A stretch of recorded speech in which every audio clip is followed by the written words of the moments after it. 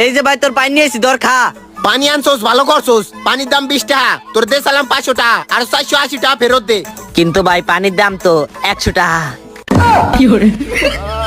100 টাকার পানি, 100 টাকার পানি খামু আমি, তাহলে আর 400 টাকা ফেরত দে। হলো ভাই আমার খিদা লাগছিল তো এর নিগে আমি বাজারে নাস্তা খাইছিলাম। নাস্তা খাইছোস ভালো করছোস, দুইটা পরাটা 20 টাকা, একটা ডাইল ভাজি 10 টাকা, আর 370 টাকা ফেরত দে। আমার গার্লফ্রেন্ডের লগে দেখা করতে যাইতে হইবে, ওকালে দে। ভাই আমি 30 টাকার নাস্তা খাইছি না। আর আমি যেসব ছোটকালে প্যান ছাড়া চলতাম না, সেসব আমার একটা বন্ধু হয়েছিল, সেই বন্ধুর লগে হঠাৎ বাজারে দেওয়া হয়ে গেছে।